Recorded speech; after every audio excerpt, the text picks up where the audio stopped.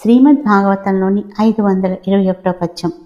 పాలము నేల మోపి భయభక్తులతోడ నమస్కరించి భూపాలకులోతముండు కరపద్మములన్ము గుణించి నేడు నా పాలిటి భాగ్యమిట్టిదియో పావనమూర్తివి పుణ్యకీర్తి నీ వేళకు నీవు వచ్చితి వివేకభూషణ దివ్య భాషణ.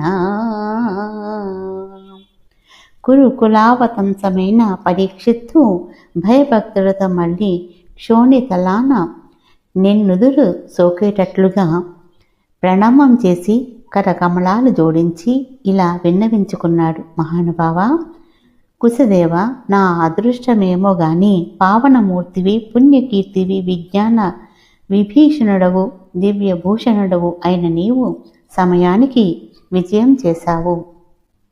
శ్రీమద్ భాగవతంలోని 522 పద్యం. అవధూతోత్తమమంటి నేడు నిను డాయంగంటి నీ వంటి విప్రవరున్ పేర్కొను నంతటన్ భసితమౌ పాపంబు నా బోటికిన్ భవదాలోకన భాషణార్చన పద ప్రక్షాళన స్పర్శనాది విధానంబుల ముక్తి చేపడుట చింతింపంగ నాశ్చర్యమే. అవధూత శిరోమణి, నీ ఆగమనం వల్ల నేను ధన్యుణ్ణైనాను. నీ సందర్శనం వల్ల నా జన్మ తరించింది. నీ వంటి బ్రహ్మజ్ఞాని పవిత్ర నామం ఒక్క మాట ఉచ్చరిస్తే పాపాలన్నీ భస్మీపటలమవుతాయి. ఇక నిన్ను దర్శించి నీ మాటలు విని నిన్ను అర్చించి నీ కాళ్ళు కడిగి నీళ్లు పైన చల్లుకొని నిన్ను స్పృశించి నీ సేవ చేసుకునే మహాభాగ్యం లభించిన నా వంటి వానికి మోక్షం ప్రాప్తిస్తుందంటే అందులో ఆశ్చర్యమేముంది. శ్రీమద్ భాగవతంలోని 523 పద్యం.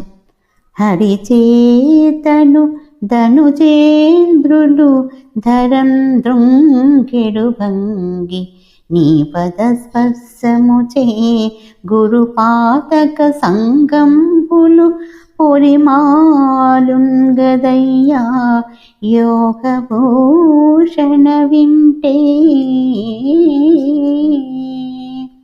భగవంతుడైన వాసుదేవుని వల్ల జగత్కంటకులైన నిశాచరుడు నశించిపోయినట్లే పరమయోగి అయిన నీ పదస్పర్శ వల్ల పాపరాశులు భస్మమవుతాయి. శ్రీమద్ భాగవతంలోని 524 పద్యం. ఎలమిన్మే నమరందియే సచివుండయ్యే మేటి మాతాతలన్ బలిమిన్గాచి సముద్రముద్రితధరం బట్టంబున్ గట్టించే నయ్యెలగొంటి సుండు చక్రి రక్షకుండుగా కన్యుల్ విప్రదక్షకుల్ గలది వీడెద భక్తి నా గుణనిధిన్ కారుణ్యవరాన్నిధిన్.